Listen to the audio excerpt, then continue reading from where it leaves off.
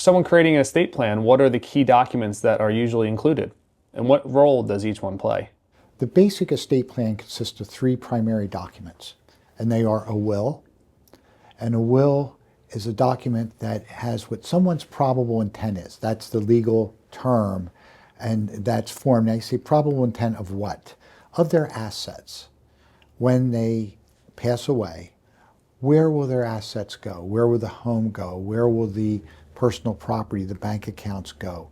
Have they already made arrangements with their financial advisors as to non-probatable assets or items that pass out, assets that pass outside of the estate, such as IRAs, 401ks, and products, stocks, bonds, etc., something with designated beneficiaries.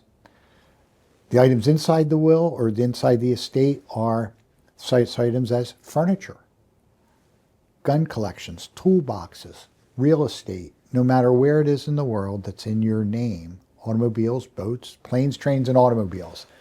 And that is what the real basics of a will are, and the structure of a will forms. The next document is called a living will. And that's the technical term is a proxy directive.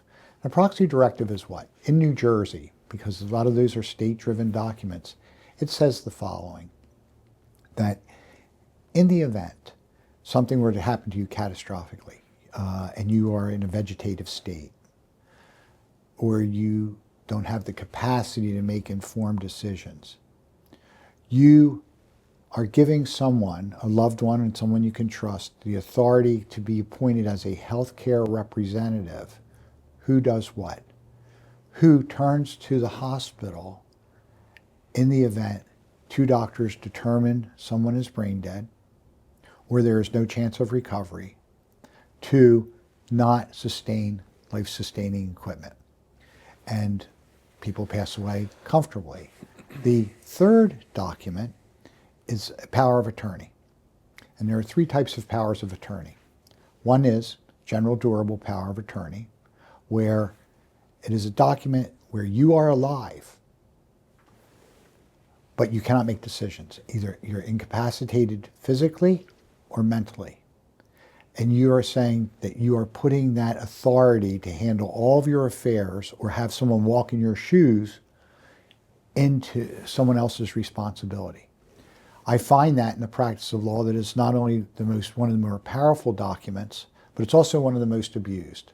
Someone that has been given the authority, technically known as attorney in fact, laypersons known as power of attorney, sometimes have a tendency to treat that money like it's their own, and it is not. And that is the power of attorney. I said there's three types. One is a general durable power of attorney. The second is a limited power of attorney. I'm only giving you the limited power of attorney to write checks at the bank.